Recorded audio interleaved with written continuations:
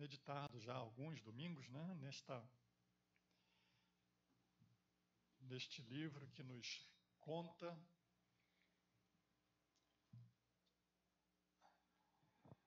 a respeito da igreja de Jerusalém, mas não só de Jerusalém, mas das primeiras igrejas que surgiram no cristianismo.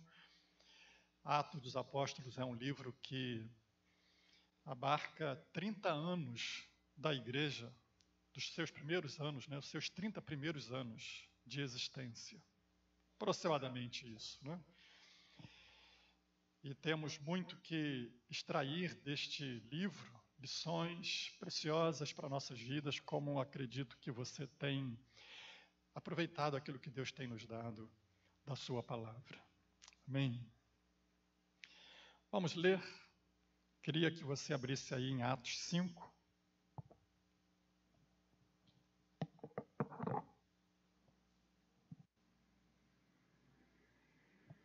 Atos, capítulo 5.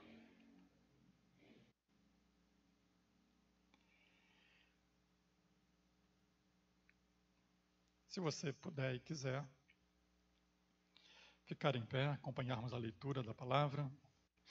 Diz assim o texto: Entretanto, certo homem, chamado Ananias, com sua mulher Safira, vendeu uma propriedade, mas, em acordo com sua mulher, reteve parte do preço e, levando o restante, depositou aos pés dos apóstolos. Então disse Pedro: Ananias, por que encheu Satanás teu coração para que mentisses ao Espírito Santo, reservando parte do valor do campo? Conservando-o, porventura, não seria teu? E vendido, estaria em teu poder? Como, pois, assentaste no coração este desígnio? Não mentiste aos homens, mas a Deus. Ouvindo estas palavras, Ananias caiu e expirou. Sobrevindo grande temor a todos os ouvintes. Levantando-se os moços, cobriram-lhe o corpo e, levando-o, o sepultaram. Quase 3 horas depois, entrou a mulher de Ananias, não sabendo o que ocorrera. Então Pedro, dirigindo-se a ela, perguntou-lhe: Dize-me, vendeste, portanto, aquela terra? Ela respondeu: Sim, portanto. Tornou-lhe Pedro: Por que entraste em acordo para tentar o Espírito do Senhor? Eis aí a porta aos pés dos que sepultaram o teu marido, e eles também te levarão. No mesmo instante, caiu ela aos pés de Pedro e expirou. Entrando os moços, acharam-na morta, e levando-a, sepultaram-na junto do marido. E sobreveio grande temor a toda a igreja e a todos quantos ouviram a notícia destes acontecimentos. Muitos sinais e prodígios eram feitos entre o povo pelas mãos dos apóstolos. E costumavam todos reunir-se de comum acordo no pórtico de Salomão. Mas dos restantes, ninguém ousava ajuntar-se a eles. Porém, o povo lhes tributava grande admiração. E crescia mais e mais a multidão de crentes, tanto homens como mulheres, agregados ao Senhor, a ponto de levarem os enfermos até pelas ruas e os colocarem sobre leitos e macas, para que, ao passar Pedro, ao menos a sua sombra se projetasse em alguns deles. Afluía também muita gente das cidades vizinhas a Jerusalém, levando doentes e atormentados de espíritos imundos, e todos eram curados. Amém. Vou ler só até aqui, embora vamos estar lendo o restante do capítulo no decorrer da meditação, mas, por hora, é o que vamos ler. Vamos orar. Você pode sentar-se, se assim o desejar. Querido Deus e Pai, nós te agradecemos por esta oportunidade que temos de abrir a Tua palavra, de compartilhar esta palavra, de meditarmos nela, Senhor. Senhor, nós invocamos a presença do Senhor sobre as nossas vidas, sobre esta palavra. Invocamos a unção do Teu Espírito sobre nossas vidas. Invocamos, Senhor, o poder do Teu Espírito, a sabedoria do Teu Espírito. Invocamos a palavra de sabedoria, palavra de conhecimento. Invocamos a autoridade do Senhor, do Teu nome, para que estarmos abrindo a Tua palavra e pregando a Tua palavra, para que ouçamos não a palavra de um homem, a palavra humana, mas a palavra de Deus, a palavra que vem do Senhor. Abre os nossos ouvidos, abre o nosso coração para receber a Tua palavra, para que ela produza em nós o efeito para o qual ela foi mandada para nós nesta noite. Em nome de Jesus, que o Senhor unja os meus lábios, mas também unja os ouvidos da Tua igreja, das nossas vidas, Senhor. Que o Senhor derrame sobre nós, Senhor, o óleo do Teu Espírito, a fim de que a palavra do Senhor, ela venha incendiada com o fogo do Teu altar e queime em nossos corações, ó Deus, tudo aquilo que não agrada ao Senhor, e que ela, Senhor, produza em nós a santidade, o temor, produza em nós, Senhor, o compromisso, Senhor, a atitude de compromisso com o Senhor, com o reino de Deus, com a Tua palavra. Meu Deus, cobre-nos, Senhor, com a Tua graça, esconde-nos à sombra de Cristo Jesus, Senhor, e toma-nos em Tuas mãos e usa-nos conforme o Teu querer e para a Tua glória, Senhor. Glorifica o Teu nome neste lugar. Manifesta o Teu poder neste lugar. Senhor, olhamos para esta igreja, olhamos para este tempo, Senhor, em que a Tua igreja, Senhor, ali testemunhava com ousadia, pregava com intrepidez, porque estava cheia do Teu Espírito. E via, Senhor, os milagres acontecendo, as operações de maravilhas sendo realizadas, porque o Senhor estava agindo de forma poderosa. Pedimos a Ti, Senhor, ó Deus, um derramar do Teu Espírito em nosso tempo. Pedimos a Ti, Senhor, um derramar do Teu Espírito, um avivamento no meio da Tua igreja, no coração da Tua igreja, Senhor. Em nome de Jesus, carecemos disso, precisamos disso. Como igreja, como crentes, nós necessitamos, Senhor, de que, ó Deus, Tu desperte os nossos corações para Te buscar, para amar o Senhor, para viver o Evangelho, para revelar a Cristo a este mundo. Senhor, para fazer diferença neste tempo, como esta igreja fez diferença no tempo em que ela estava ali presente em Jerusalém. Que assim seja na minha vida, na vida dos meus irmãos. Senhor, que sejamos uma igreja, Senhor, relevante em nosso tempo, Senhor. Uma igreja que faça diferença no nosso bairro, na nossa cidade. Uma igreja, Senhor, que realmente, Senhor, seja vista por aqueles que estão aqui por fora e seja, Senhor, aqui um canal da Tua bênção para levar o Teu amor, a mensagem de salvação, para levar o Evangelho das boas novas de Jesus. Eu oro a Ti, em nome de Cristo Jesus, o Senhor, e peço, Deus, que o Senhor use a Tua palavra nesta noite. Não como mais uma mensagem que vamos ouvir, mas uma palavra, Senhor, que nos transforme, uma palavra, Senhor, que nos faça sair daqui, Senhor, impactado por ela, tocados pela palavra do Senhor e dispostos a termos atitudes renovadas, diferentes, para que, de fato, Senhor, não sejamos apenas ouvintes, mas praticantes da Tua palavra, em obediência à Tua palavra. Então, Senhor, concede-nos um coração que seja boa terra, Senhor, para que a Tua palavra ela produza em nós os frutos que hão de glorificar o Teu nome, Pai. Que hão de glorificar o Teu nome. Eu não quero estar aqui pregando mais uma mensagem. Eu não quero estar aqui cumprindo uma rotina de domingo, um compromisso de pregar. Eu quero estar aqui sendo um canal nas Tuas mãos, Senhor, para a bênção da Tua igreja, para que o Senhor realize em nós o Teu querer, Deus, não nos deixes conformados a sermos apenas ouvintes.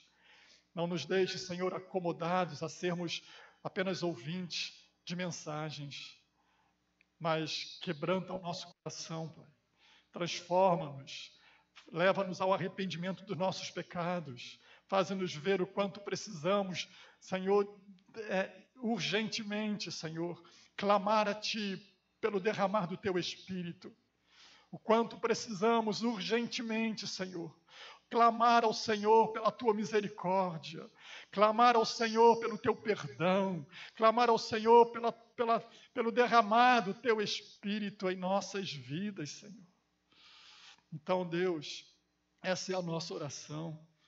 E o Senhor use a Tua palavra nesta noite para transformar-nos à imagem de Cristo, como melhores crentes que precisamos ser, para a Tua glória.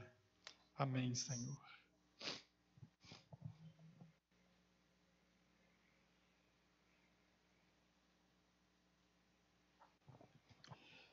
Queridos, nós temos, quando nós lemos esse livro de Atos, eu sugiro que você leia o livro de Atos. Sugiro que você estabeleça aí como meta, né? Ler esse livro essa semana, se você ainda não leu. Eu sei que você já leu esse livro outras vezes, essas passagens várias vezes, mas estivesse lendo de novo, recordando, né? Recordando essas passagens, recordando esse momento da igreja, porque creio que isso o Espírito Santo de Deus faz brotar em nosso coração aquilo que está no coração de Deus, que é que a gente possa viver isso. É possível, sim. O Deus não mudou, o Espírito Santo não mudou, o braço do Senhor não encolheu. Nós mudamos, irmãos. Nós mudamos. Nós abrimos mão de muitas coisas que não poderíamos abrir, mas Deus não mudou. Amém? E Ele deseja, sim, fazer da igreja hoje, como foi a igreja de Atos, como foram as igrejas do primeiro século, cheias do testemunho, de um testemunho eficaz, com operações de milagres, maravilhas, Deus agindo na igreja e através da igreja. Que Deus esteja produzindo esse desejo em nosso coração, porque se nós não desejarmos mudar, nós nunca vamos mudar. Se nós não desejarmos nos aproximar de Deus, nós nunca vamos nos aproximar.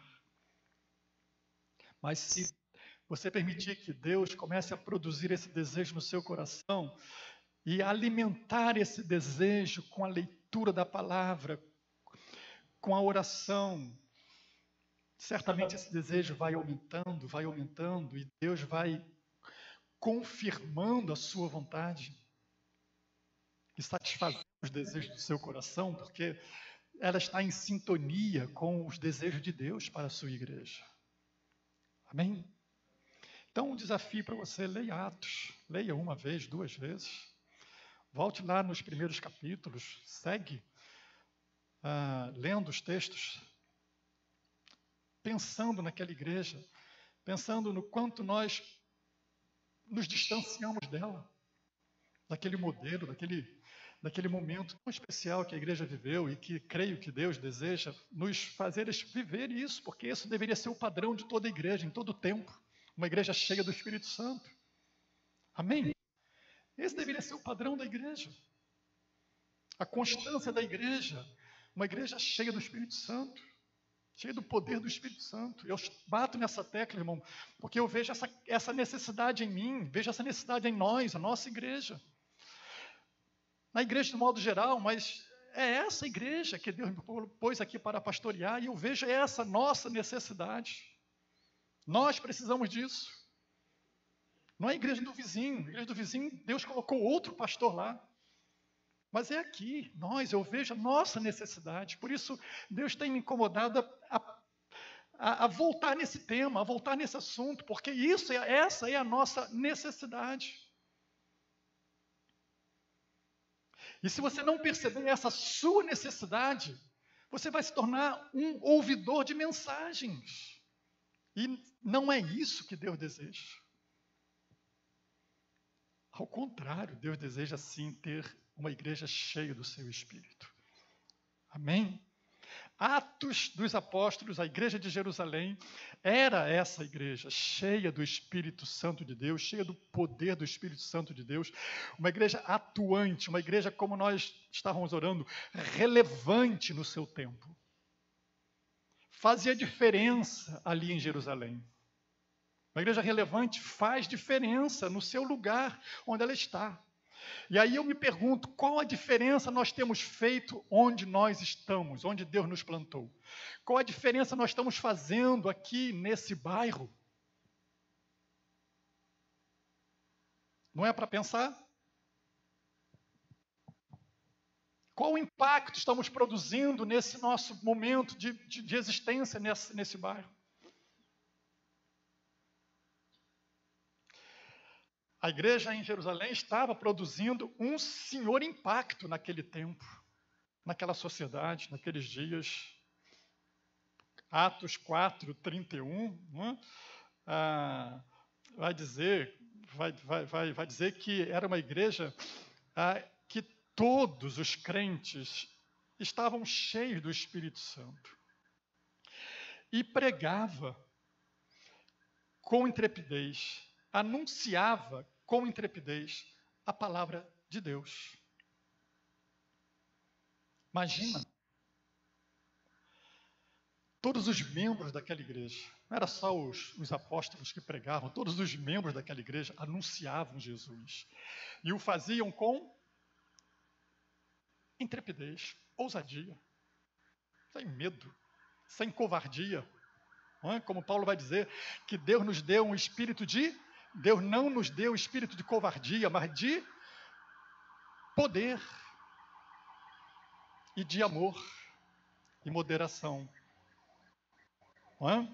Então, essa era a igreja de Atos, movida, impulsionada pelo poder do Espírito Santo, porque dele esta igreja estava cheia. E por causa disso, anunciavam com intrepidez a palavra de Deus, e Jesus agia através daquela igreja e com aquela igreja, no meio daquele povo que eles estavam. Era Jesus agindo, todo tempo. Atos nos mostra que é Jesus fazendo, é Jesus agindo. É no nome de Jesus que o coxo é curado. É no nome de Jesus que foi Jesus quem derramou o Espírito Santo. É Jesus agindo todo o tempo através do Espírito Santo por meio da igreja. Mas é Jesus trabalhando com a igreja. Irmãos, preste atenção. Deus não nos chamou para trabalhar para Ele. Jesus não nos chamou para trabalhar para Ele. Não, pastor, não. Jesus nos chamou para trabalharmos com Ele. E essa é a certeza de que esse trabalho será bem sucedido. Essa é a certeza de que esse trabalho há de ser um trabalho vitorioso. Porque não trabalhamos para Jesus, nós trabalhamos com Jesus. Amém? Nós não estamos fazendo a obra para Deus, estamos fazendo a obra com Deus. Amém, queridos? Amém. Jesus está conosco. Ele, quando enviou os seus discípulos, Ele não disse, vão. Sim, Ele disse, vão, mas Ele disse, e eu estarei com vocês. Ele não simplesmente enviou, mas Ele veio junto. Ele foi junto. Ele disse, eu estarei com vocês fazendo a obra. Então, irmão, a obra que Deus nos deu para fazer, Ele disse, eu estou com vocês fazendo esta obra. Amém? E é essa a razão porque esta obra será bem-sucedida. Não é a nossa força, não é a nossa capacidade, não é o nosso intelecto, não são as nossas ferramentas. É o Senhor trabalhando conosco. É Jesus trabalhando com a sua igreja, como Jesus esteve todo o tempo trabalhando com os apóstolos, com os crentes do primeiro século e com os crentes de todos os tempos, fazendo a obra. Jesus disse: meu Pai trabalha até agora. Eu também trabalho. E o Espírito Santo está trabalhando. Ele só espera que a igreja, nós, digamos a Ele: Senhor, eu vou junto. Porque o trabalho de Deus nesse mundo, irmãos, o trabalho do Espírito Santo neste mundo, o trabalho de Jesus nesse mundo, caminha junto com a igreja. Por isso Paulo vai dizer que nós somos de Deus cooperadores. Amém? Somos cooperadores. É um trabalho de parceria. Você não está sozinho, eu não estou sozinho, nós não estamos sozinhos fazendo a obra de... Não, Deus está trabalhando conosco. É isso, é essa realidade, é essa verdade que fica estampada em todo o livro de Atos. Olha, leia o livro de Atos nessa perspectiva. Você vai ver, é Jesus indo ao encontro de Saulo. É Jesus confortando Saulo. É Jesus agindo na sua igreja e através dela, com os apóstolos e com os membros daquela igreja. E era então uma igreja que experimentava o poder que Jesus havia prometido e dado àquela igreja para fazer a obra. Deus já nos deu a sua autoridade, irmãos.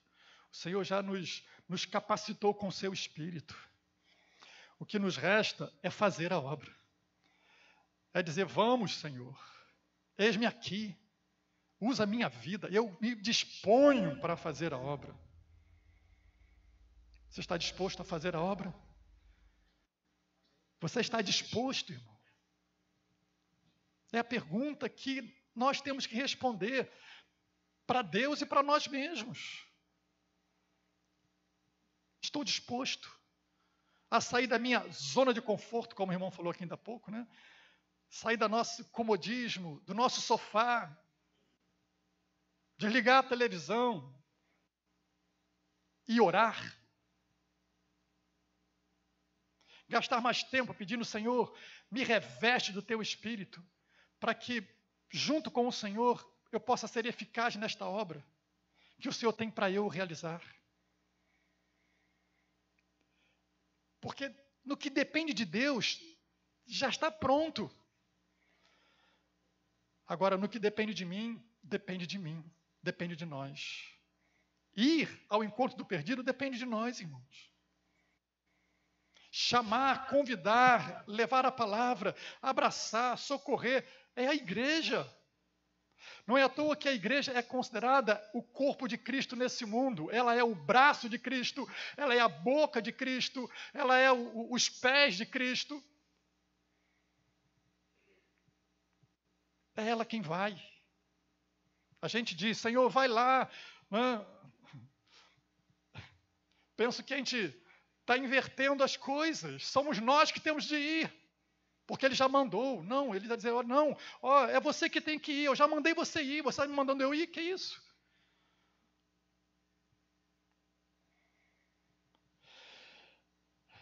A igreja cheia de poder, a igreja de Atos, estava indo, e Jesus estava indo com ela, fazendo as coisas que nós vemos aqui no livro de Atos. E cada dia a igreja ia crescendo, porque os crentes trabalhavam. Amém? Agora eu quero pensar nesta noite com os irmãos sobre esse poder, né? Que a igreja recebeu para fazer a obra, que a igreja recebeu para cumprir o ID, e que estava fazendo. Sobre esse poder, quero pensar em 3 resultados desse poder naquela igreja. 3 resultados do poder do Espírito Santo naquela igreja, na igreja de Atos e na igreja, em qualquer outra igreja que possa estar sendo revestida desse poder. O primeiro resultado desse poder na vida da igreja é que esse poder atraía as pessoas de fora para a salvação em Jesus. O verso 14. Veja só o que diz o verso 14.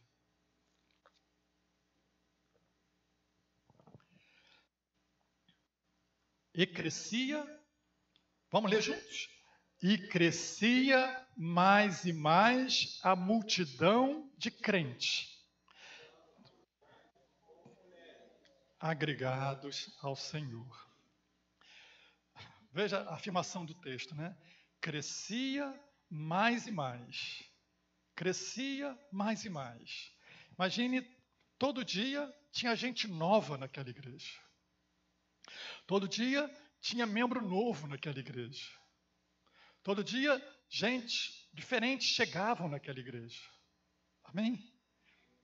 Crescia. Quando nós fazemos um passeio rápido no livro de Atos, nós vamos ver como esse crescimento foi extraordinário, foi explosivo.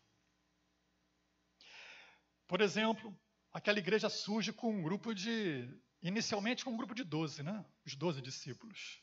Logo a seguir, no cenáculo, um pouquinho antes do Pentecoste, tinha um grupo de 120 reunidos. É isso? Atos 1, 15. Cerca de 120 pessoas reunidas no cenáculo antes do Pentecoste. Com a descida do Espírito Santo, com o revestimento daquela igreja de poder, com a primeira mensagem, com o primeiro testemunho público que aquela igreja dá, através da vida de Pedro, o texto vai nos dizer, em Atos 2:41, que o número de membros daquela igreja subiu para quase 3.000. Veja que salto, de 120 para 3.000. Um pouquinho mais para frente, Atos 4, verso 4, vai dizer, com a segunda mensagem, o segundo testemunho público da igreja, na pregação de Pedro também, vai nos dar conta de que aquele grupo que era de quase 3.000, agora salta para quase 5.000. Então ela sai de 120, é revestida do poder do Espírito Santo, ela salta para 3.000 membros, logo depois ela salta para 5.000 membros. E o verso que nós lemos, capítulo 5, verso 14, vai nos dizer que crescia mais e mais a multidão. Já não tinha mais como contar tanta gente que era multidão. E se você for continuar essa leitura de Atos, você vai perceber que os textos vão afirmando, por exemplo, Atos 6, verso 7, vai dizer que crescia a palavra de Deus em Jerusalém e se multiplicava o número dos discípulos. A multiplicação, né? Também muitíssimos sacerdotes obedeciam à fé. O capítulo 9, verso 31, vai nos dar também a informação de que a igreja, na verdade, tinha paz por toda a Judéia, Galiléia e Samaria, edificando-se e caminhando no poder do Senhor e no conforto do Espírito Santo, crescia em número. Atos 9, 31. Atos 12, 24, ainda vai continuar dizendo que essa igreja estava crescendo, ela não parou de crescer. Verso 24, entretanto, a palavra do Senhor crescia e se multiplicava. A igreja não se estacionou, não se estagnou. Ela não achou que não está bom a quantidade de gente aqui dentro, vamos ficar por aqui mesmo. Porque essa não é a visão de Deus.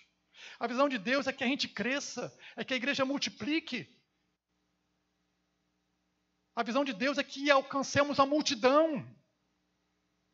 Amém? Nós não podemos achar que é normal ficarmos sempre com a mesma quantidade de gente. Não é normal. Algo está fora do padrão. Porque o padrão de Deus é o crescimento. O padrão de Deus é a multiplicação. Eu não estou dizendo que toda a igreja tem que crescer nessa proporção, né, que foi Atos. Mas ela tem que crescer.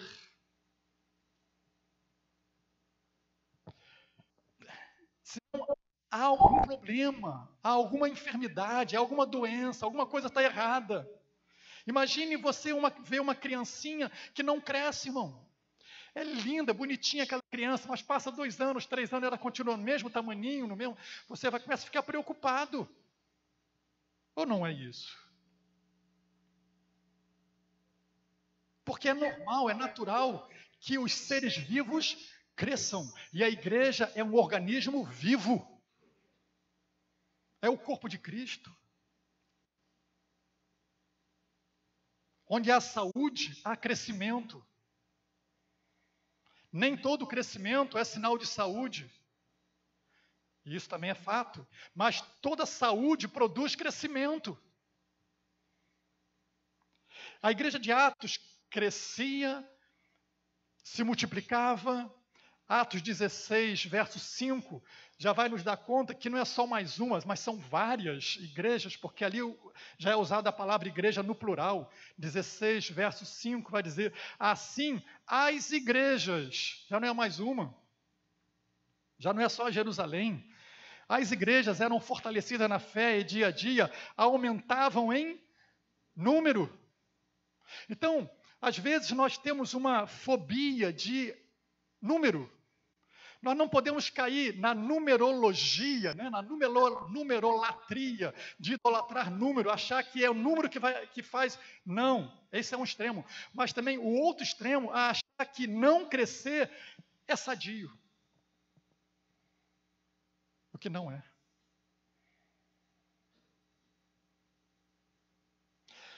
Porque a gente vê a igreja de Atos e as igrejas do primeiro século crescendo, se multiplicando. Para fechar aqui, Atos 19, verso 20, vai dizer, assim a palavra do Senhor crescia e prevalecia poderosamente. Por que ela crescia? Porque o poder que havia naquela igreja atraía as pessoas para Jesus. O poder que existia naquela igreja, naqueles irmãos, era como aquele imã, sabe, que atrai.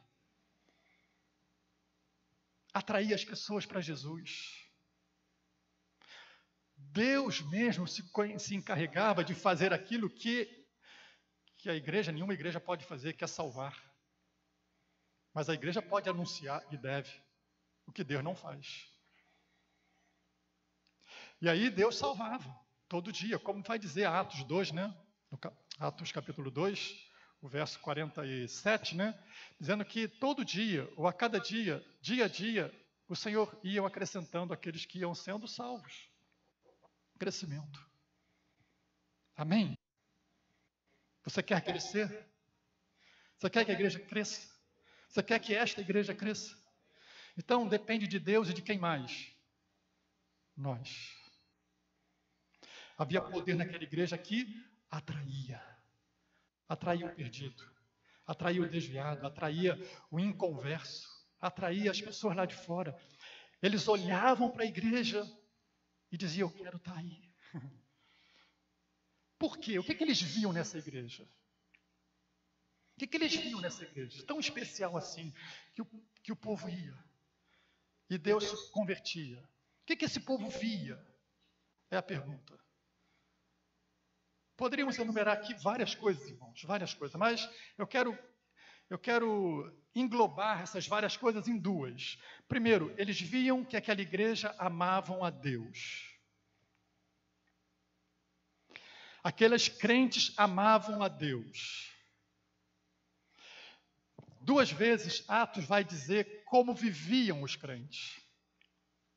A primeira, o texto que é talvez o mais conhecido de Atos para a gente, Atos 2, 42 a 47, ali relata como viviam os convertidos, não é isso?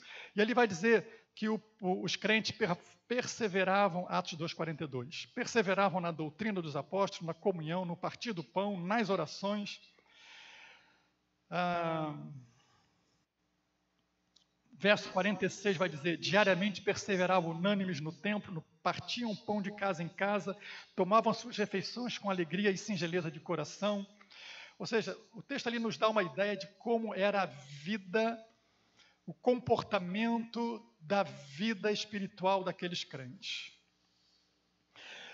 O que denuncia o amor que eles tinham por Deus. E era o que fazia, era a força de atração que atraía os olhares dos que estavam de fora. Eles amavam a Deus. E quais eram as evidências que eles amavam a Deus? Primeiro, amavam a palavra de Deus. O texto vai dizer que eles perseveravam na doutrina dos apóstolos. Posso afirmar de que eles amavam a palavra de Deus. Amém? Amavam o que eles tinham de Bíblia, né? Eles não tinham o que nós temos. O que eles tinham de Bíblia? Eles tinham o Antigo Testamento.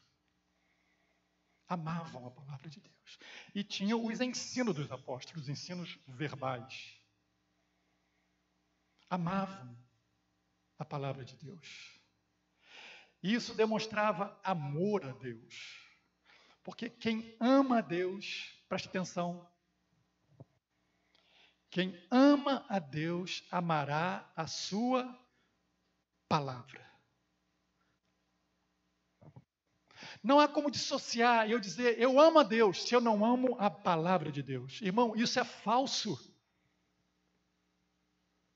Eu amo a Deus, mas não gosto de ler a Bíblia, isso é falso.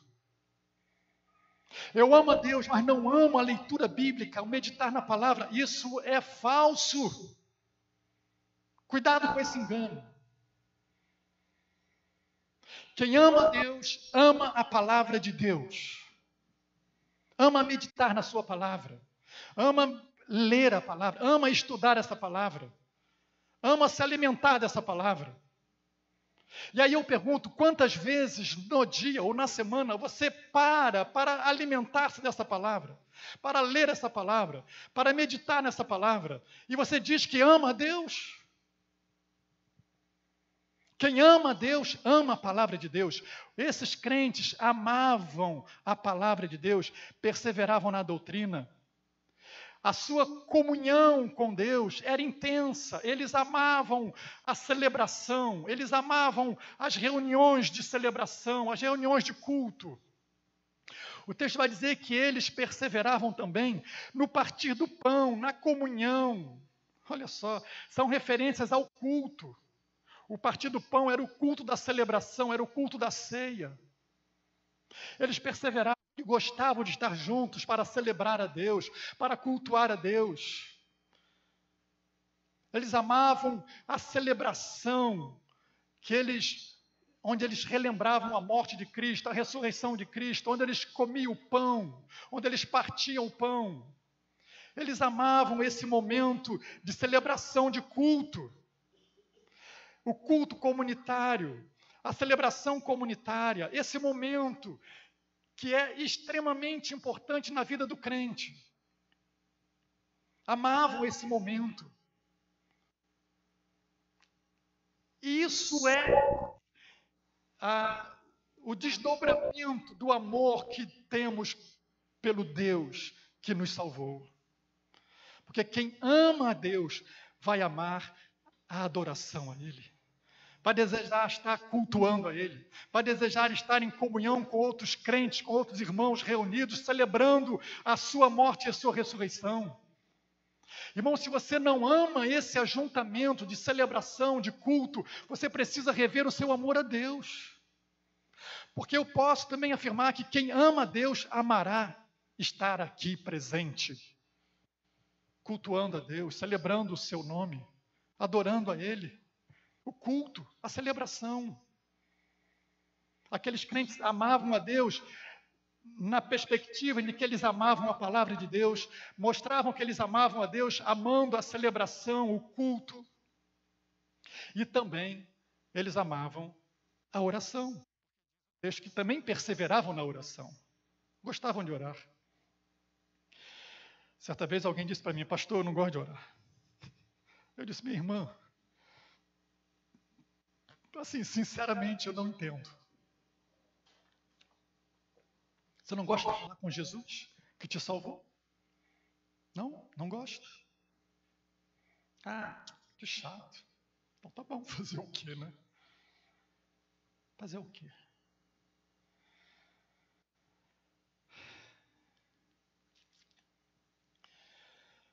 Aqueles crentes tinham um amor visível pelo Deus que os tinha salvado.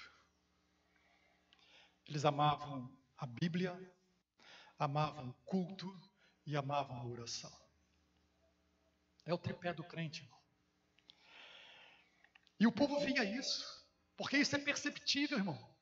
O mundo vai ver que você ama a Deus, que você ama a palavra, que você ama esse culto, o culto a Ele, que você ama a oração. Isso, de certa forma, vai ser um fator de atração para aqueles que estão lá fora, porque tudo que o mundo precisa ver é Jesus na vida daqueles que dizem que o amam. E aquela igreja fazia isso. O povo via, o povo de fora via a alegria daqueles crentes quando eles expressavam o seu culto a Deus. O prazer que eles tinham de estar servindo a Deus, de estar celebrando o culto ao Senhor. Era visível. Isso os atraía, chamava a atenção. E eles diziam, né? Imagino, é isso que a gente quer. Cansado da religiosidade farisaica, cansado da religiosidade do judaísmo, eles queriam alguém que lhes expressasse verdadeiramente o Cristo vivo. E aqueles crentes estavam fazendo isso, amando um Cristo vivo e vivendo o cristianismo vivo. Porque, irmão, esse mundo está cansado, imagino eu, de religião. Vou dizer, cansa, religião cansa. Mas a vida com Deus renova. E é o que o mundo precisa ver na sua igreja. É um crente, é uma igreja que viva a vida de Deus em sua vida. Mas aqueles crentes não apenas demonstravam amor a Deus, mas eles demonstravam amor aos próprios irmãos. E a segundo texto vai dizer de como viviam os crentes. Está lá no capítulo 4, versos 32 em diante. E ali o enfoque do texto não é no sentido vertical, é no sentido horizontal. O amor agora é descrito no sentido horizontal. Diz ali o texto. Da multidão dos que creram, 4:32. Da multidão dos que creram era um só o coração e a alma. Ninguém considerava exclusivamente sua nenhuma das coisas que possuía, tudo, porém, lhes era comum. Aí a informação do texto: com grande poder os apóstolos davam testemunho da ressurreição do Senhor Jesus, e em todos eles havia abundante graça. Verso 34: pois nenhum necessitado havia entre eles, porquanto os que possuíam terras ou casas, vendendo-as, traziam os valores correspondentes e depositavam aos pés dos apóstolos. Então se distribuía a qualquer um à medida que alguém tinha necessidade. Então, aquela igreja, ela tinha o poder de atrair, primeiro, porque eles revelavam o amor a Deus. Amém? Amando a palavra, amando a oração, amando a celebração, o culto. Mas também revelavam amor no sentido horizontal, aos irmãos.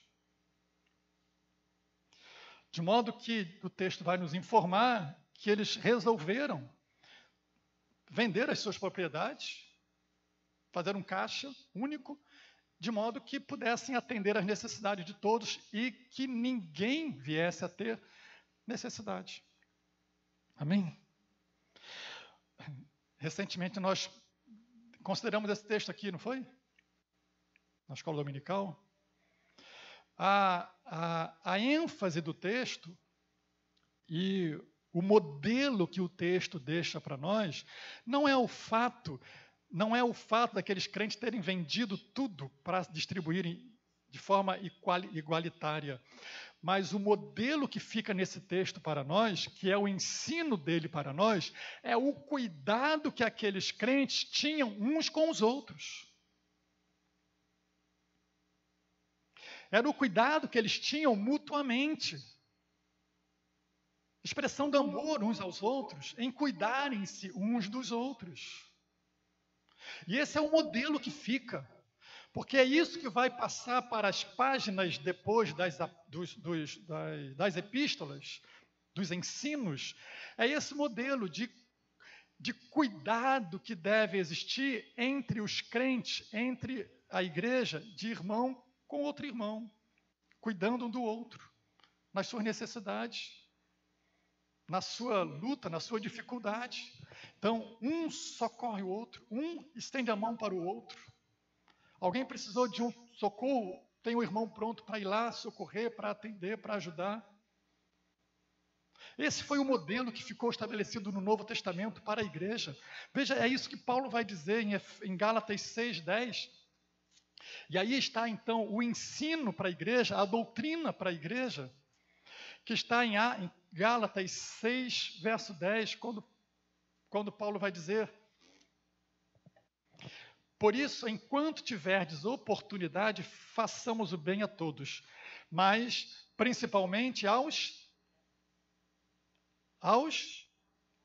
da família da fé. Esse é o modelo. Faça o bem a todos, mas especialmente olhe para o seu irmão que está do seu lado. Na sua necessidade, faça o bem a ele, socorre ele. É o que, por exemplo, Tiago também vai ensinar para a gente, quando ele escreve a sua epístola. Tiago, capítulo 2, verso 15, diz ali: se um irmão ou irmã, observa que é irmão e irmã, ok? Se um irmão ou irmã estiverem carecidos de roupa e necessitados de alimentos cotidiano, e qualquer dentre vós lhe disser: ide em paz, aquecei-vos e fartai-vos, sem contudo lhes dar o necessário para o corpo, qual é o proveito disso? Assim também a fé, se não tiver obras, por si só está morta. Então, o princípio que fica estabelecido para nós no Novo Testamento não é que devamos vender tudo que temos para fazer um caixa único na igreja, mas é para que cada um de nós nos comprometamos a estarmos em uma atitude de socorrer o irmão necessitado. Esse é o modelo, esse é o padrão que fica como doutrinário para nós, o padrão doutrinário para a igreja. E é isso, não é? E quando o povo de fora via isso na igreja, eles diziam: é isso que a gente está aqui procurando. Gente amando a Deus de verdade e gente amando uns aos outros de verdade. E isso atraía.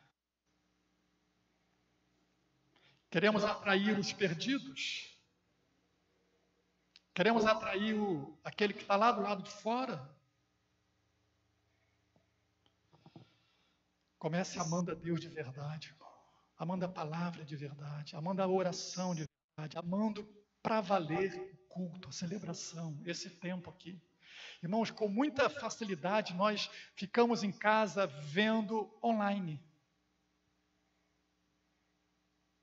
Você que está me vendo online, avalia até onde você fica online por causa da comodidade ou porque de fato você não pode estar aqui. Eu digo isso, queridos, porque às vezes nós nos permitimos a nos acomodar e abrimos mão de algo que nós não podemos abrir, que é estarmos juntos, celebrando, cultuando, adorando ao Senhor. Entendo que há casos e casos. Entendo que haverá momento em que é melhor participar do culto online do que não participar, sim. Mas eu não posso substituir isso, esse momento. Não posso. E aí, o povo de fora via o amor que aqueles crentes tinham por Deus e o amor que eles tinham uns pelos outros, e isso os atraía. Amém? Verso 14, né? E crescia mais e mais. Crescia mais e mais a membresia daquela igreja de Atos, de Jerusalém. Crescia mais e mais a multidão de crentes. O povo, aquela igreja tinha o poder de atrair. Repete comigo. Poder para atrair. Grava isso. Poder para atrair. Atraíam pelo amor. Amém? Segundo lugar, também aquele poder que estava naquela igreja não era apenas o poder que atraía. Preste atenção nisso. Era também um poder que repelia. Repete comigo. Poder para repelir. Gravou? Poder para repelir. E observa que, eu vou ler o texto, verso 12 e 13. Muitos sinais e prodígios eram feitos entre o povo pelas mãos dos apóstolos e costumavam todos reunir-se de comum acordo no pórtico de Salomão. Era um dos portões da grande muralha que cercava o templo, o pórtico de Salomão. Então, era uma espécie de portão do templo, né? Portão do espaço maior, pórtico de Salomão. E se reuniam ali. Mas, observe o que diz o verso 13. Mas, dos restantes, ninguém ousava a juntar-se a eles. Por que não? Por que não? Por que não? Veja, a igreja crescia. Todo dia tinha gente nova ali no pórtico de Salomão. Um espaço aberto, um espaço ao ar livre. Se agregando, se ajuntando. Querendo fazer parte daquela comunidade, porque via neles algo especial. Mas, diz o texto, que dos restantes, ninguém ousava a juntar-se a eles. Aqueles crentes, havia naqueles crentes um poder, a capacidade de despertar no povo que estava do lado de fora, temor. E aqueles que de fato queriam se achegar para fazer parte daquela comunidade, se achegavam sabendo de que as suas vidas seriam transformadas. Porque era o que queriam, vidas transformadas. Mas aqueles que não queriam suas vidas transformadas, aqueles que não queriam deixar o padrão que eles traziam lá de fora, sequer ousava se ajuntar àquele grupo. Temor. Bem, não era à toa, né? Porque eles estavam vendo um povo que temia a Deus. O exemplo que temos aí de Ananias e Safira é apenas um exemplo de um caso que produziu temor no coração tanto da igreja quanto naqueles que estavam no lado de fora. Eles sabiam que ali dentro tinha um povo comprometido com a santidade. Eles sabiam que ali dentro tinha um povo que tinha um estilo de vida diferente, comprometido com Deus. E não ousavam se aproximar daquele grupo, a não ser os que queriam terem as suas vidas transformadas.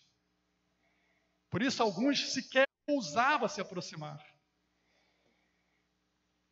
Não era a igreja que expelia, não era a igreja que botava para fora, não era a igreja que dizia não venham. Eles mesmos não se aproximavam. Eles mesmos sabiam que para entrar naquele grupo, para estar no meio daquele povo, eles estariam no meio de um povo que tinha um viver de santidade. Então não ousavam se aproximar, não ousavam querer participar daquele grupo de qualquer maneira. A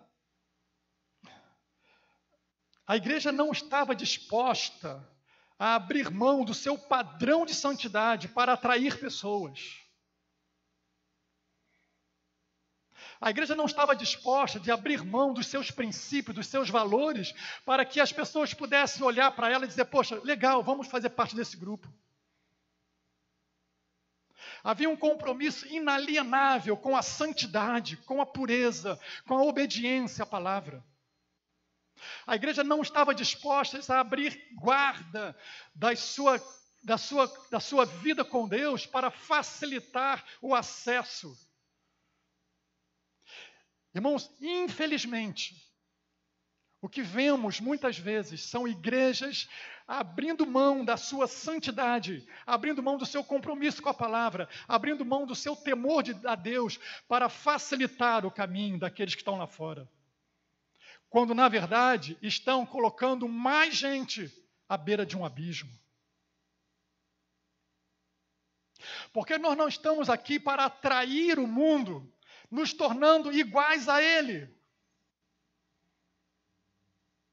Não estamos aqui para ser atração para o mundo que não quer mudança de vida. Não estamos aqui para atrair o pecador, para que eles continuem sendo e vivendo a mesma prática dos pecados.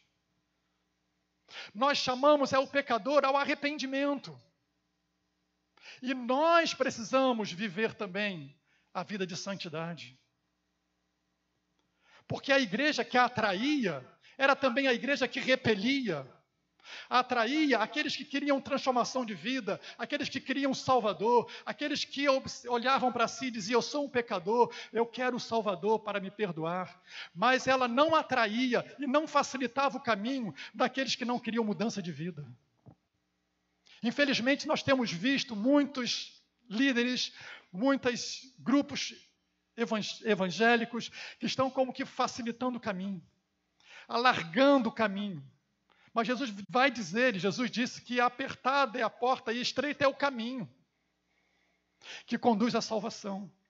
A igreja não está aqui para largar esse caminho, para facilitar as coisas. Está aqui para pregar o arrependimento em Jesus e pregar a salvação do pecador arrependido. Então essa igreja também tinha o poder, e o mesmo poder que a atraía era o poder que repelia. Repelia os hipócritas, repelia os falsos, repeliam aqueles que queriam estar dentro da igreja, vivendo como que se está dentro da igreja, vivendo de igual maneira como viviam no mundo.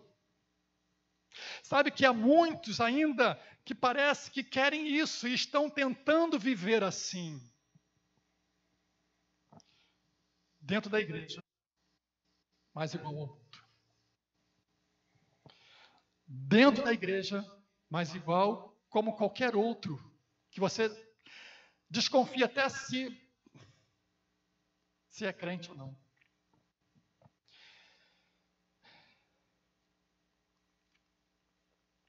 Para minha decepção,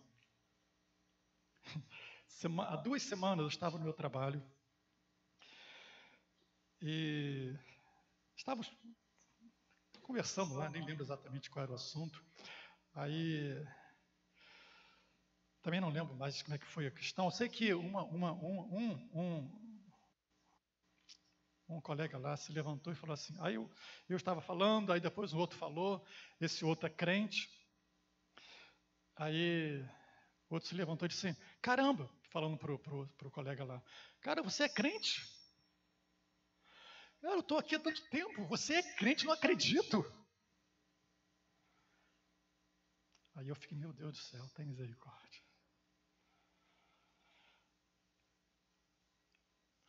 Porque a vida não testemunha. A vida é uma negação.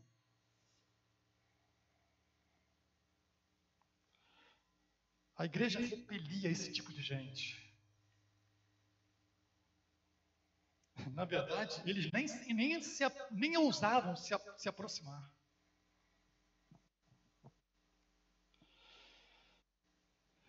Tipo Ananias, tipo Safira, né? Que ele quer manter a aparência. Não é? Manter a aparência.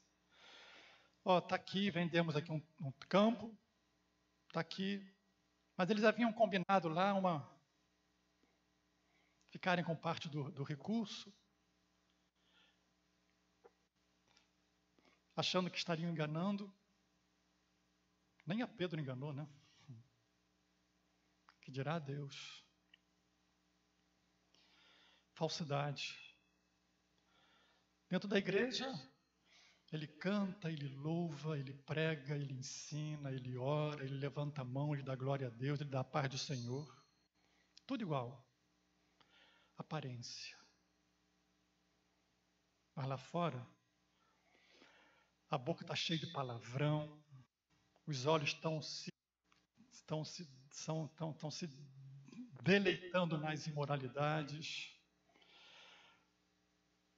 Certa vez estava numa igreja, conversando com um pastor, ele dizia para mim, eu nem era pastor nessa época ainda, mas ele falava para mim, não, aqui os jovens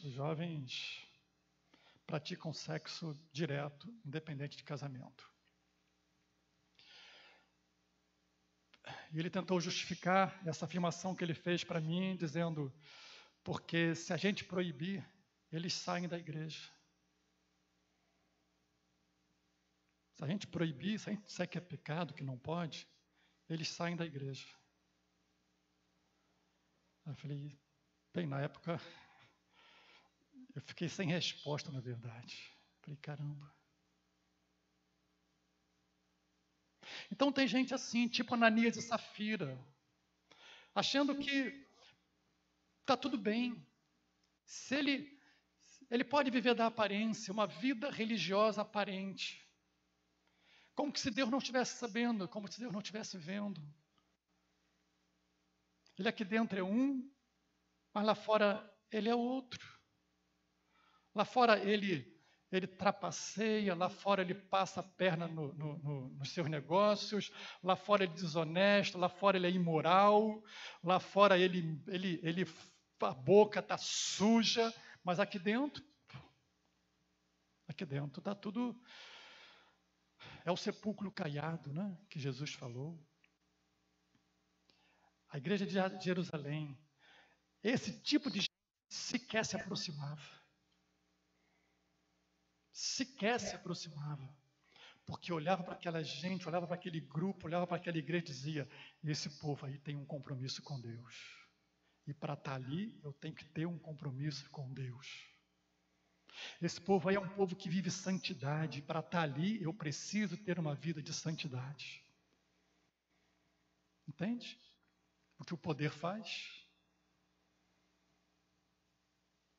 O poder do Espírito não só atrai o perdido ao arrependimento, ele expele a hipocrisia, ele repele os que querem viver da aparência e que acham que pode ser assim, que está tudo bem assim.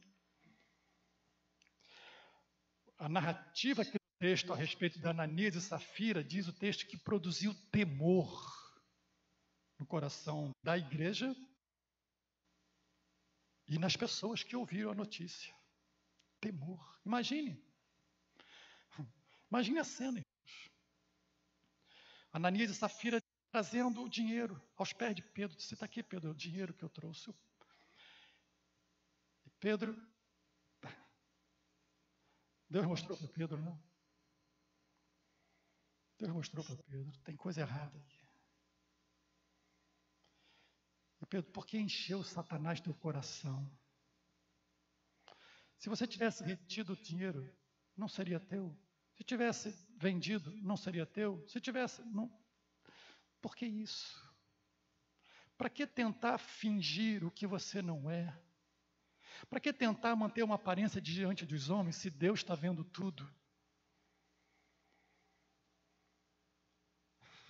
Imagina esse homem caindo no chão. O pessoal leva ele. Daqui a pouco entra a mulher, né? Safira. Vem cá, por quanto você vendeu aquele... Agora Pedro já foi mais. Por quanto você vendeu? Por tanto, foi por tanto. Por que fiz isso? Está aí os pés dos que levaram o teu marido morto. E você também vai morrer. Caiu, morta. Diz o texto que houve temor. Porque com Deus não se brinca. Com Deus não se brinca. Ou você se arrepende. Com Deus não se brinca, irmão. Não dá para usar máscara com Deus.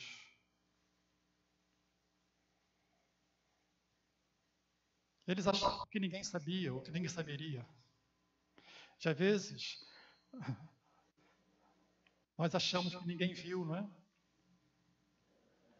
O pai não viu, a mãe não viu, o pastor não viu, o esposo não viu, a esposa não viu. Então, tá legal, tá resolvido. Mas pelo menos 4 pessoas viram. Sempre. Pelo menos 4 pessoas viram. Primeiro, você próprio. Você viu, você sabe o que você fez. Não é verdade? Segundo, Deus viu.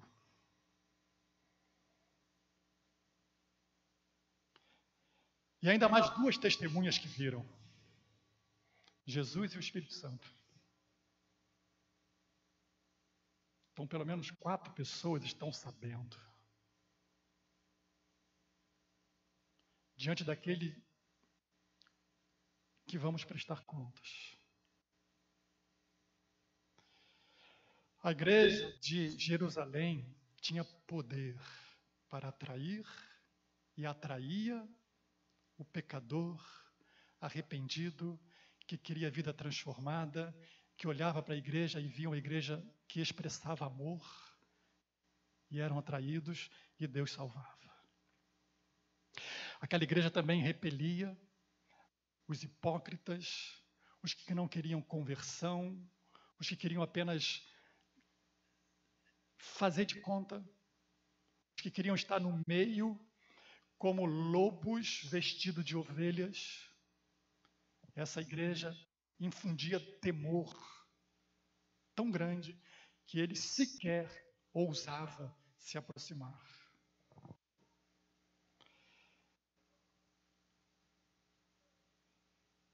Será que o mundo tem olhado para nós com temor de Deus?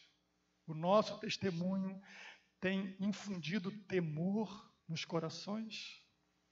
Ou será que alguns vão dizer, como nesse dia, alguns colegas lá disseram a respeito desse irmão, você é crente? Eu não estou tanto tempo aqui, nem sabia. E eu confesso que às vezes eu fico envergonhado de chamá-lo de irmão. Confesso. Mas cada um é com Deus. Agora, será que o que aconteceu com Ananias e Safira continua acontecendo? O que você acha, irmão? O que você acha? Será que Deus, digamos assim, ele afrouxou? Será que Deus ficou menos exigente?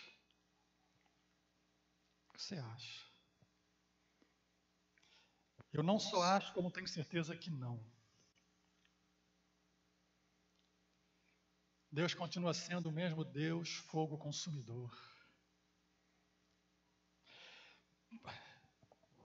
A hora já está indo, mas eu quero apenas mencionar o texto de Paulo, quando escreve aos Coríntios, capítulo 11, verso 30. Um texto que nós conhecemos de cor.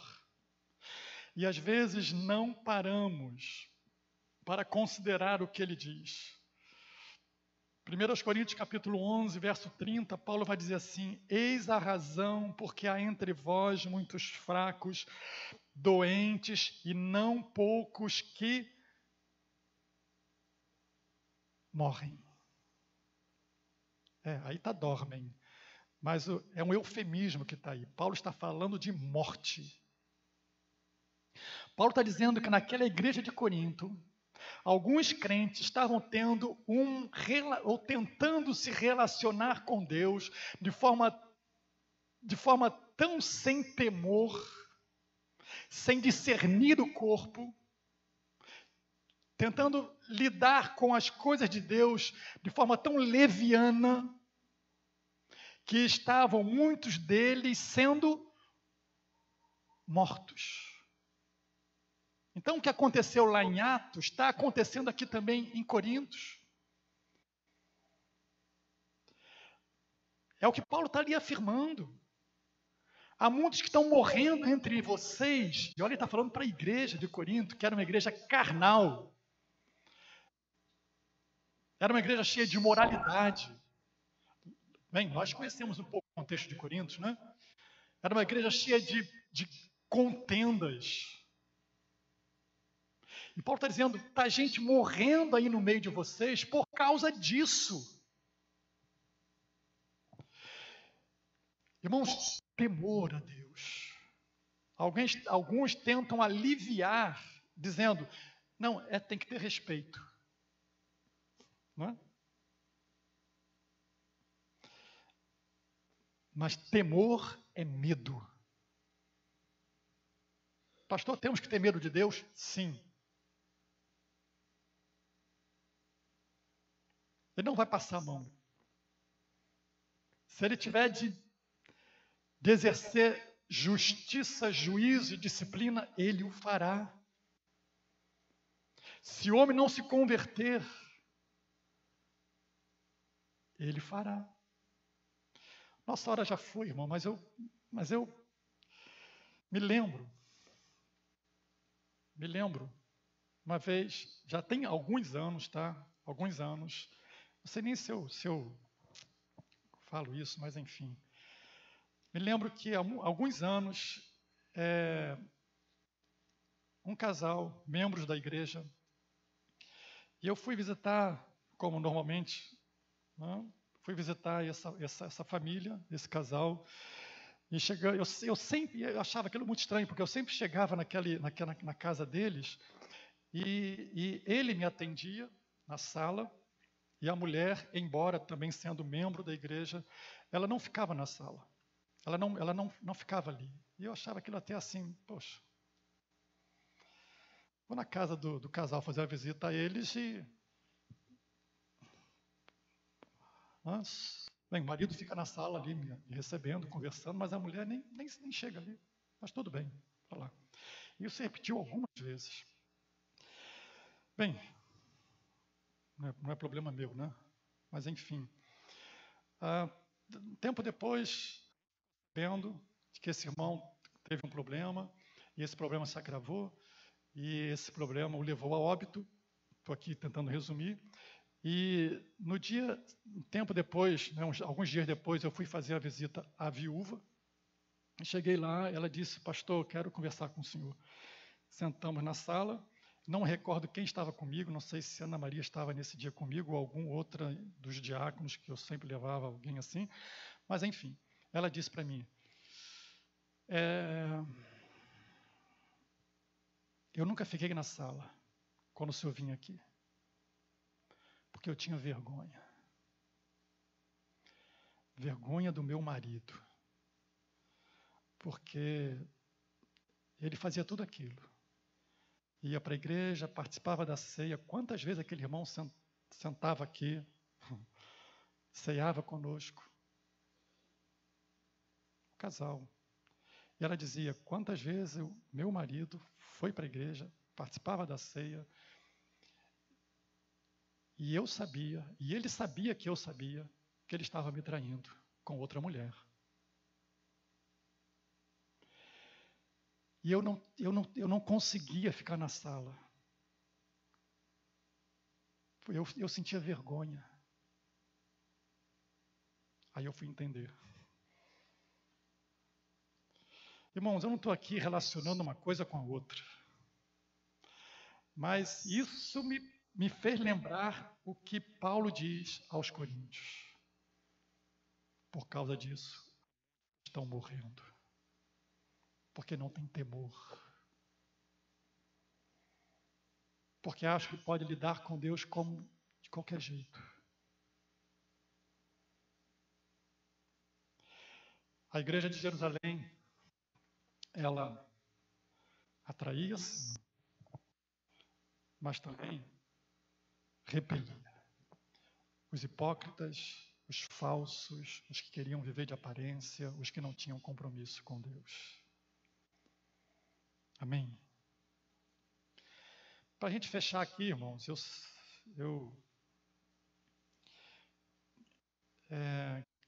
queria também apontar aqui um terceiro resultado desse poder na vida da igreja de Jerusalém, na vida da igreja ali de Atos, é que eles tinham também o poder para superar. Repete comigo, poder para superar. Isso. Quando você olha para o texto aqui, quando você olha para Atos de modo geral, você vai perceber uma estrutura no livro, claro, colocada por Lucas, mas inspirada pelo Espírito, certamente, uma estrutura do livro em que aponta sempre uma sequência mais ou menos assim. O agir de Deus, ou um milagre de Deus, um agir sobrenatural, o testemunho da igreja, a mensagem que a igreja prega como resposta ao agir de Deus, e depois uma perseguição. Então você tem o milagre, você tem o testemunho da igreja, a pregação de Pedro, ou a pregação do povo, e você tem a seguir uma oposição, uma perseguição, uma prisão, como vai acontecer aqui também nesse texto. Mas,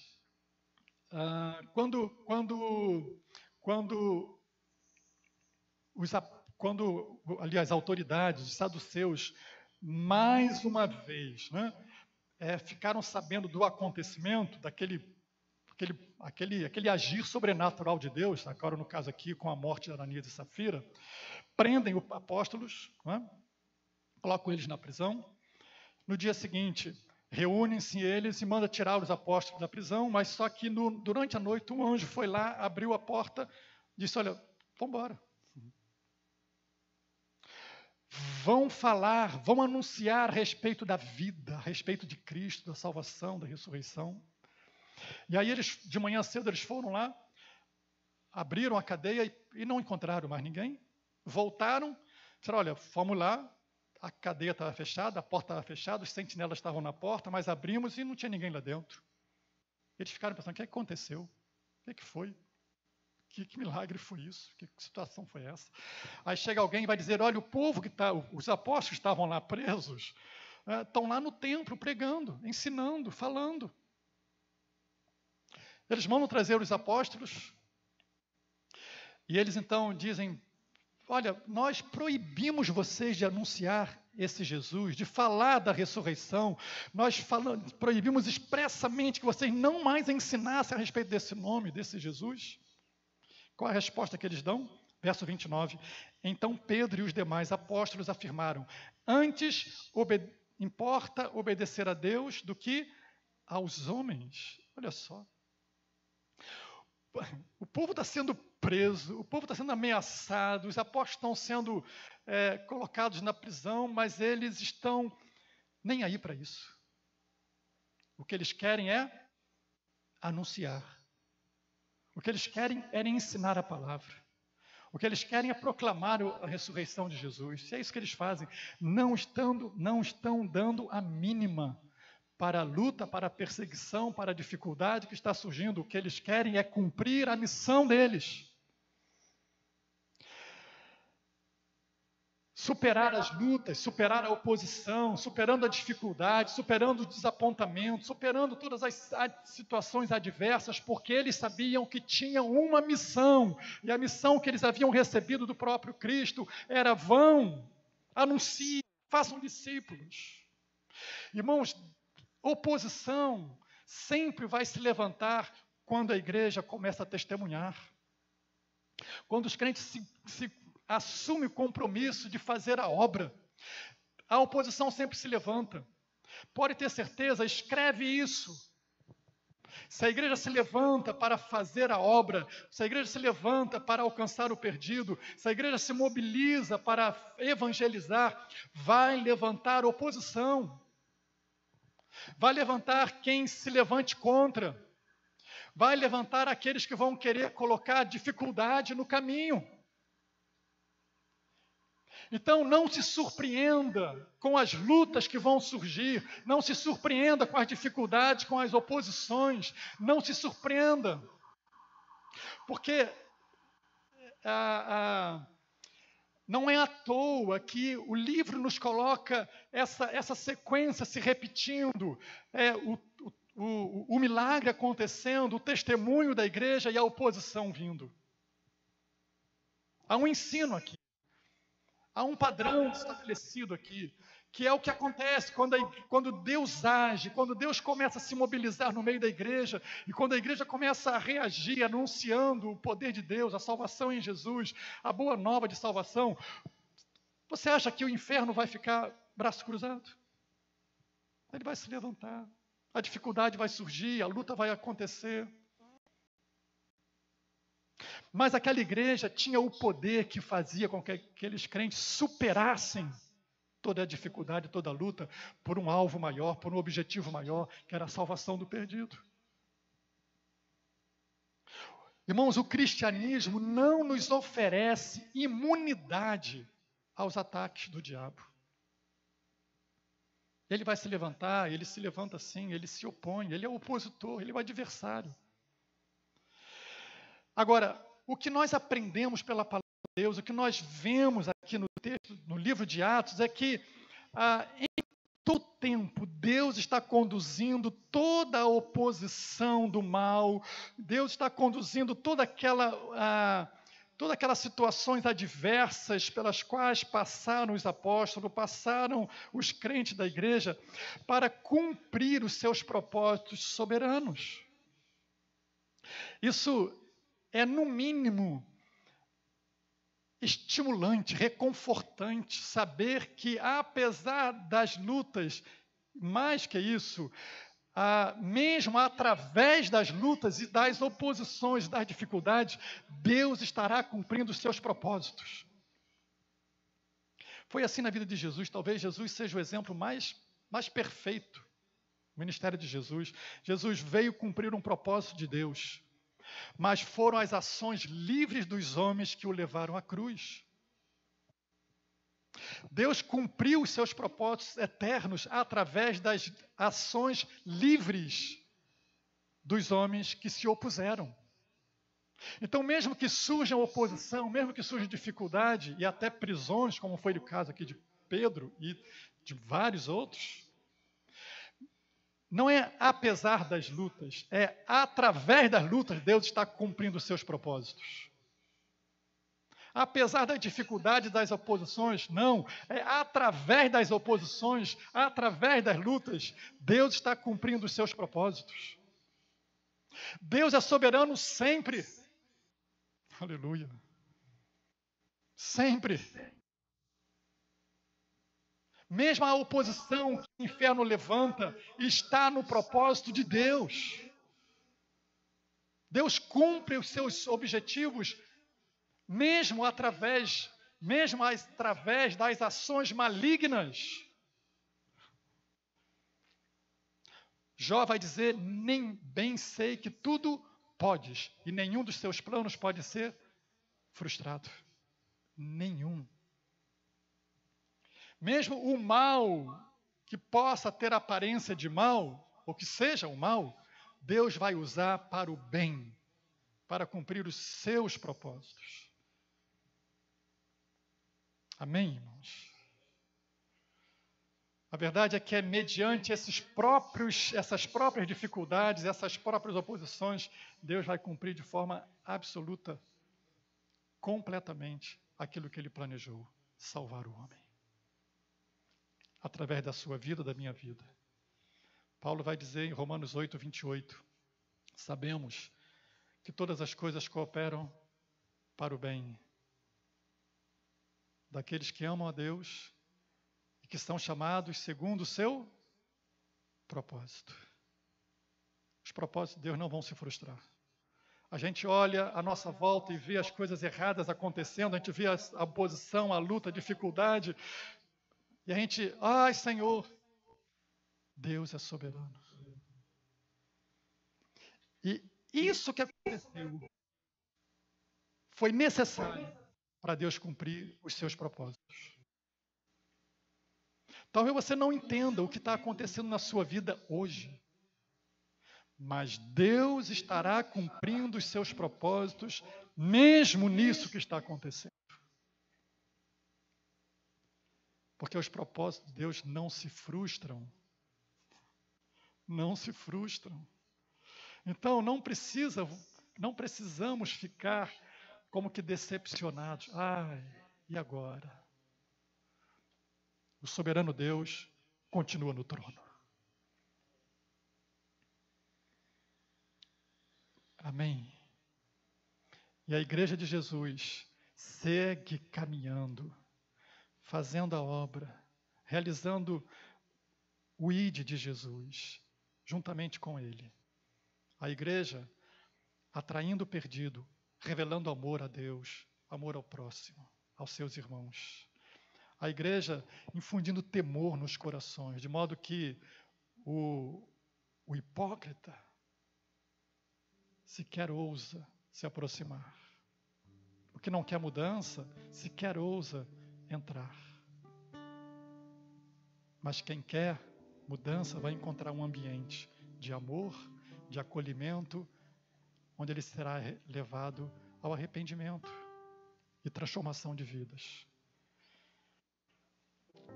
E muitas vezes, por causa disso, o inferno se levanta, a oposição se levanta. Mas a igreja que tem poder para atrair e que tem poder para repelir, também é a igreja que tem poder para superar as dificuldades. Que Deus nos revista com esse poder. Que Deus revista a minha vida, a sua vida, a igreja do Senhor aqui, nós, com esse poder. Que através desse poder possamos expressar o amor de Deus a Deus. Possamos expressar o amor de Deus aos irmãos. Com esse poder possamos infundir temor no coração de todos nós e também daqueles que estão lá fora. Porque o que nós queremos alcançar é o pecador que vem aos pés de Jesus para se arrepender. Nós não estamos aqui para inchar igreja, encher igreja, colocar todo mundo aqui dentro para ter número. Nós falamos hoje pela manhã aqui. Nós não queremos números. O que queremos e o que precisamos querer e devemos querer são vidas transformadas. Diz o texto, e eu vou fechar com esse texto aqui. Diz o texto, finalzinho do capítulo 5 de Atos. Finalzinho do capítulo 5, verso 40. Chamando os apóstolos, açoitaram-nos. Açoitaram-nos e ordenaram-lhes que não falassem em o nome de Jesus, e os soltaram. E aí aqueles crentes, eles foram para casa choramingar, não é isso? Foram para casa reclamar, falar, ficar murmurando. Irmão, deixa a criança, olha para cá. É criança, nós somos adultos, amém? Olha para cá. Veja, eles se retiraram do sinédrio, chorando, lamentando, murmurando, cabisbaixo, porque estavam sendo açoitados. Sim ou não? Depois de levar uma surra, diz o texto, verso 41, eles se retiraram do sinédrio Imagina isso, irmão. Regozijando-se por terem sido considerados dignos de sofrer afrontas por esse nome. Masoquismo? Não. Estavam cheios do poder do Espírito Santo de Deus. Estavam cheios. E apesar da oposição, tinham poder para superá-la, para vencê-la. Verso 42 eu fecho aqui. Senão vocês não me escutam mais, né? Verso 42 diz: e todos os dias, no templo e de casa em casa, não cessavam de ensinar e de pregar Jesus, o Cristo. Consegue ver o que nós estamos ensinando a vocês aqui pela manhã?